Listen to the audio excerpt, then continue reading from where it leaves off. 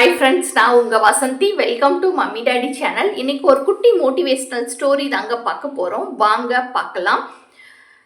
யார் உயர்ந்தவன்? ஒரு விஞ்ஞானி ஒருத்தர் ஒரு காரில் தன்னோட ஆராய்ச்சியை மேற்கொள்ளணுங்கிறதுக்காக காரில் பயணம் பண்ணிக்கிட்டு இருக்காரு. அப்போ இடையிலேயே அவரோட காரில் இருந்த ஒரு டயர் பஞ்சர் ஆகிடுது. அதனால அது ஊருக்கு ஒதுக்குப்புறம் அப்படிங்கிறனால அங்கே எந்த ஒரு பஞ்சர் கடையும் இல்லை, மெக்கானிக் ஷாப்பும் இல்லை. அதனால இவரே அந்த டயரை கழட்டி பஞ்சர் பார்க்குறாரு. அப்போ அந்த டயரை ஃபிட் பண்ணியிருந்த அந்த நட்டை எல்லாம் கழட்டி தன்னோட கையில் வச்சுக்கிறாரு. பஞ்சர் பார்த்து முடிக்கும் போது அந்த டயரை அதில் ஃபிட் பண்ணணும்னு நினைக்கும் போது அவரோட கையில் இருந்த அந்த போல்ட்டு நட்டு எல்லாமே தவறி பக்கத்தில் இருந்த ஒரு குட்டைக்குள்ளே விழுந்துருது. உடனே ஐயோ, அந்த நட்டு இருந்தால் தானே இந்த டயரை காரில் ஃபிட் பண்ண முடியும், இப்போ என்ன பண்ணுறது அப்படின்னு சொல்லி யோசிச்சுக்கிட்டே இருக்காரு. அந்த குட்டைக்குள்ளே இவர் இறங்குறதுக்கும் பயம். ஐயோ, ஏதாவது விஷ ஜந்துக்கள் இருந்தால் நம்மளை கடிச்சிருமே, அதுவும் இல்லாமல் சேரும் சகதியுமாக இருக்குது, இது ஒரு குட்டை, இதுக்குள்ளே நம்ம எப்படி இறங்குறதுன்னு சொல்லி தயங்கி யோசிச்சுக்கிட்டே நின்றுக்கிட்டே இருக்காரு. அப்போ அந்த வழியாக ஒரு வழிப்போக்கன் வராரு. பார்க்கறதுக்கு அழுக்கு படிஞ்ச சட்டை போட்டிருக்காரு. பார்க்கறதுக்கு ஒரு கிராமத்து ஆள் மாதிரி தெரிகிறாரு, படிக்காதவர் மாதிரி தெரிகிறாரு. அதனால இந்த விஞ்ஞானி என்ன நினைக்கிறாரு, அந்த வழிப்போக்கனை உள்ள குட்டைக்குள்ளே இறங்கி அந்த நட்டுகளை எடுக்க சொல்லலான்னு சொல்லி அவர்கிட்ட உதவி கேட்குறாரு. உடனே அந்த வழிப்போக்கன் கொஞ்சம் கூட யோசிக்காம அந்த விஞ்ஞானிக்கு ஒரு ஐடியா சொல்றாரு.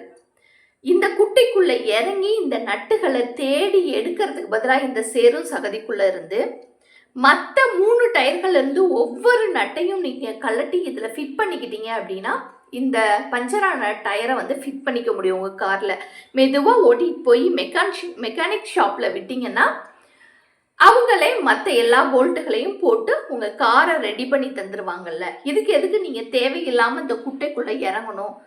இதில் ஒரு சில நட்டுகள் கிடைக்கலனாலும் மறுபடியும் இறங்கியும் நீங்கள் சிரமப்படுவீங்க தானே.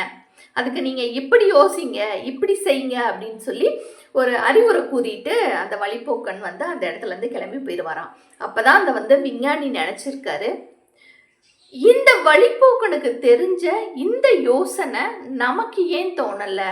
நம்ம ஒரு விஞ்ஞானியாக இருக்கிறோம், ஏன் இந்த சமயோஜன புத்தி நமக்கு வரலை அப்படின்னு சொல்லி யோசிச்சு வெட்கி தலை குனிஞ்சாராம். அந்த இடத்துல பார்க்கறதுக்கு படிக்காதவன், ஒரு பாமரர்னு நினச்சோம். ஆனால் சமயோஜன புத்தியோட ரொம்ப தெளிவான அறிவோட இவர் இருக்காரு, நமக்கு இந்த அறிவு நமக்கு தோணலையே அப்படின்னு சொல்லி ரொம்பவே கவலைப்பட்டாராம்.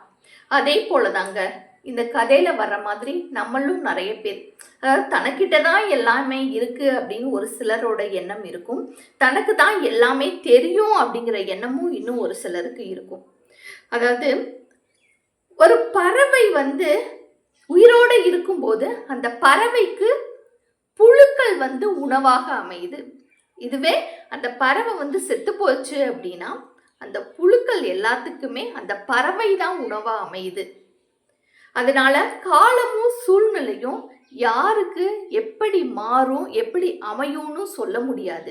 அதனால யாரை பார்த்து இழிவாகவும் நடத்தக்கூடாது, யாரையும் தாழ்வாக எண்ணவும் கூடாது. அவங்களுக்குன்னு ஒரு தனி திறமைகள் இருக்கும், அதை சமயம் பார்த்து வெளிப்படுத்தவும் செய்வாங்க. அவங்களோட முன்னேற்றமும் நல்ல வகையில் இருக்கும். அதனால யாரையும் இழிவாவோ தாழ்வாவோ அல்லது குறைத்தும் மதிப்பிடக்கூடாது.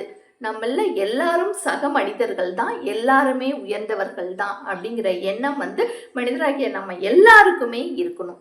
அதை தான் இந்த கதை உணர்த்துது.